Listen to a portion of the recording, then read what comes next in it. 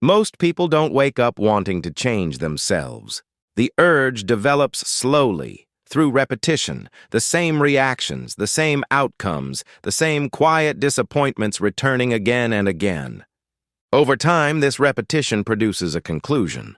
Something about me must be wrong. Something needs to be fixed. This conclusion feels reasonable. It feels grounded in evidence. If the results are unwanted, then change seems like the responsible response. But the moment this conclusion forms, something subtle happens. Life stops being experienced directly and starts being managed. Attention is no longer neutral. It becomes corrective, constantly watching, adjusting, evaluating. Thoughts are judged as useful or harmful. Emotions are assessed as progress or failure. Behavior is measured against an internal ideal that is never fully reached. This constant monitoring feels like maturity, like self-awareness, like growth. But internally, pressure begins to accumulate. The mind divides itself. One part observes, another part is observed, and the observer is never satisfied.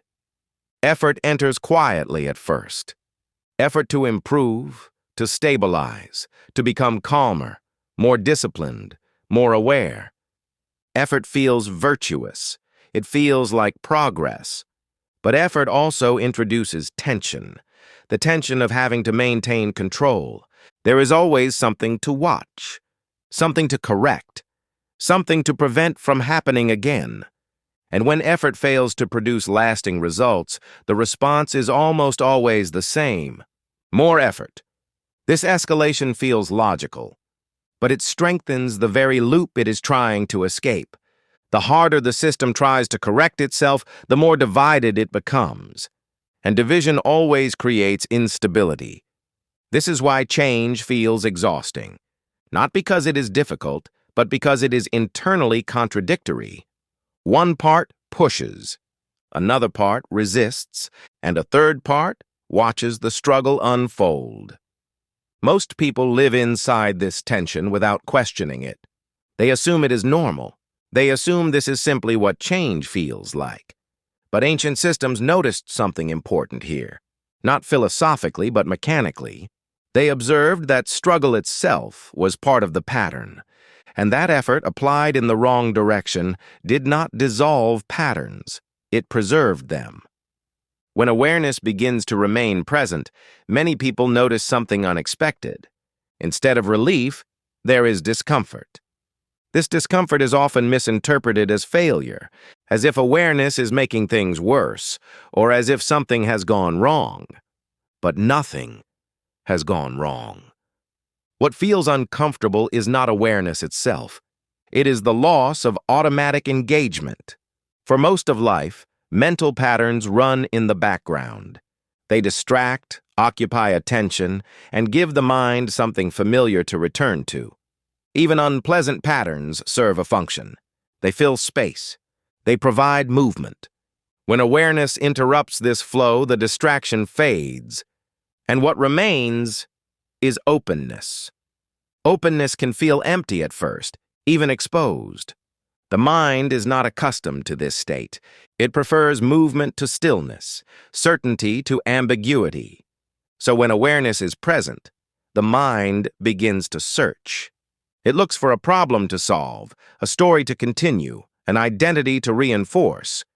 When none immediately appear, tension arises.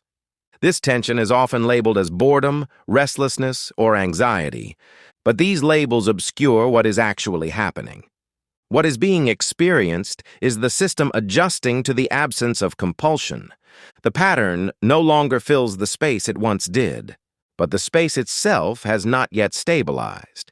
This is a transitional phase. Ancient teachings recognized this phase clearly. They did not treat it as a mistake, but as a threshold. The discomfort signals that identification is weakening, that awareness is no longer being absorbed into the pattern. If awareness were ineffective, nothing would feel different. The pattern would continue uninterrupted, familiar and unquestioned.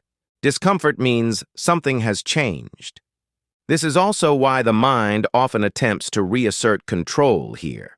Old habits may intensify, old narratives may resurface, not to punish you, but to restore familiarity.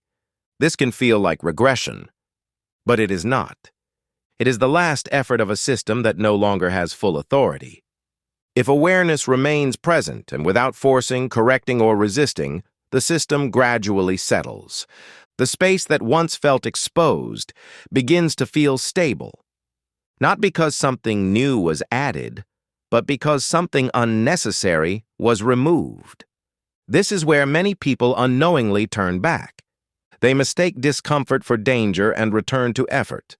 But if the discomfort is allowed, without interpretation and without urgency, it passes, and what remains is not emptiness, but clarity. A clarity that does not depend on control or constant self-management.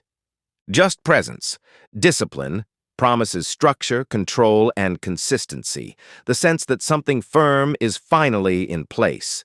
Externally, discipline works well. It organizes behavior, establishes routines, and creates visible order. Internally, however, discipline operates very differently. Discipline assumes resistance.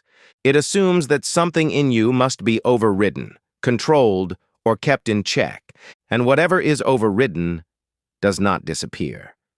It adapts. This is why disciplined change often feels fragile. It works when conditions are ideal but collapses under pressure, not because discipline is weak, but because it is oppositional. Internally, discipline creates an adversarial relationship. One part of the mind commands, while another complies reluctantly. This compliance builds tension, and tension always seeks release. So when discipline relaxes, the pattern returns.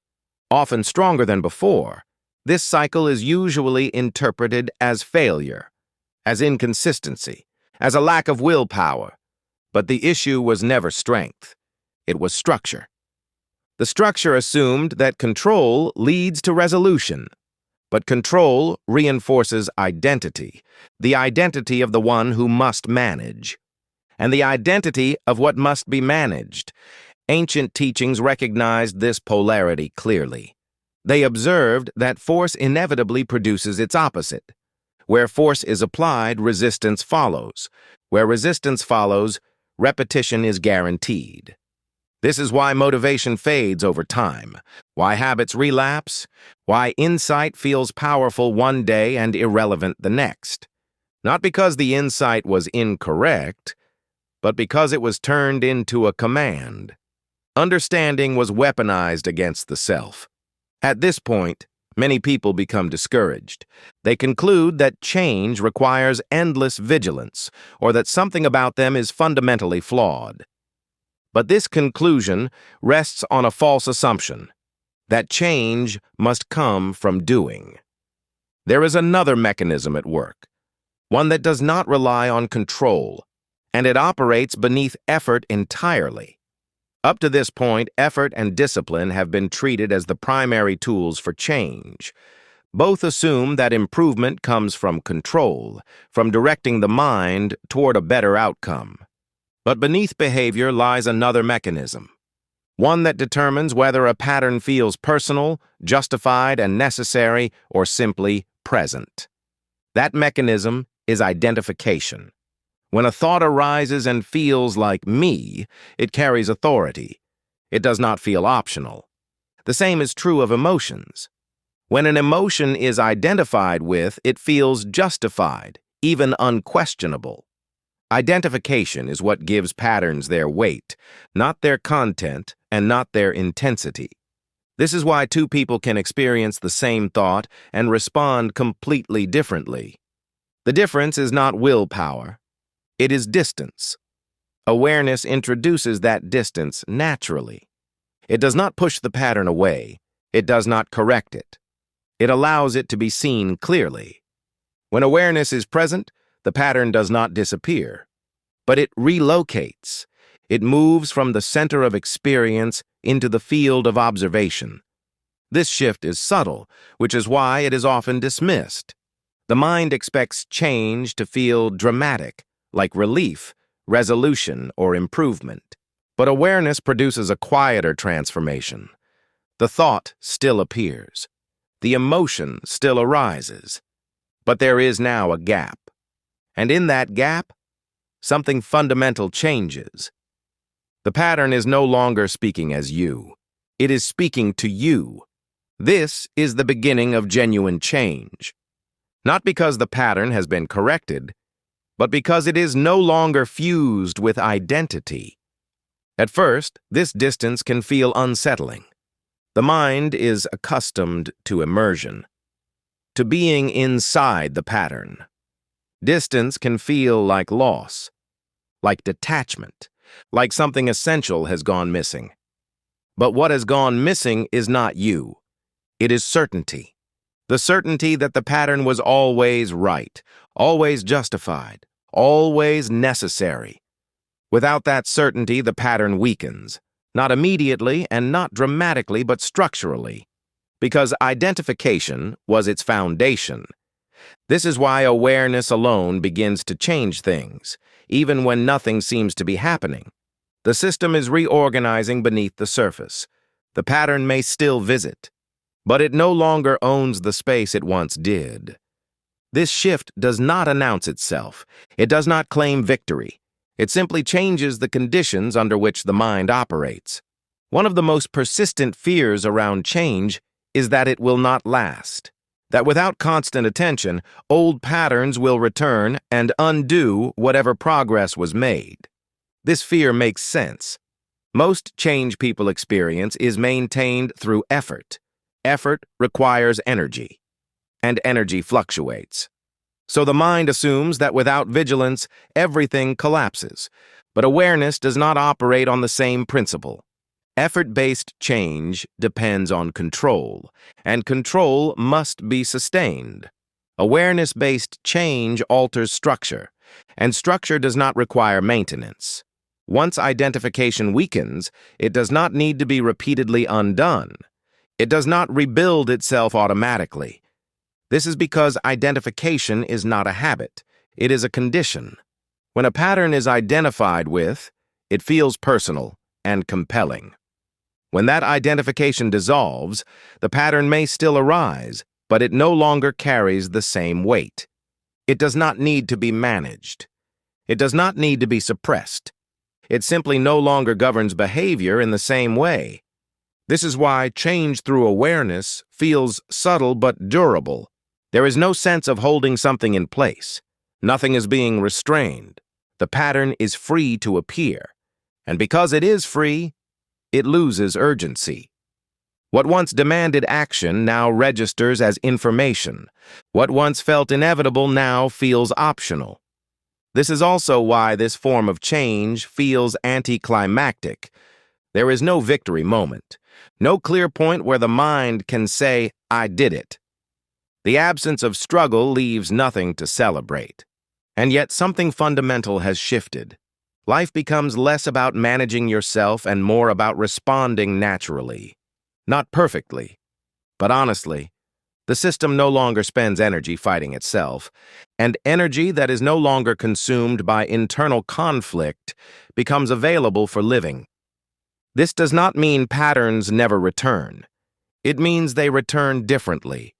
They arise without authority, without demand, and because of that, they pass. Trying to change yourself keeps you stuck because it keeps the structure intact. Awareness changes the structure by stepping out of the struggle entirely. What cannot hide cannot operate in the same way, and what no longer operates automatically does not need to be controlled. This is why real change feels quiet, and why it lasts. If this way of explaining the mind resonates with you, you may want to stay here. This channel isn't about motivation or fixing yourself. It's about understanding how patterns actually form and why awareness changes them without force. New videos continue this exploration calmly and carefully, without pressure to improve or become someone else.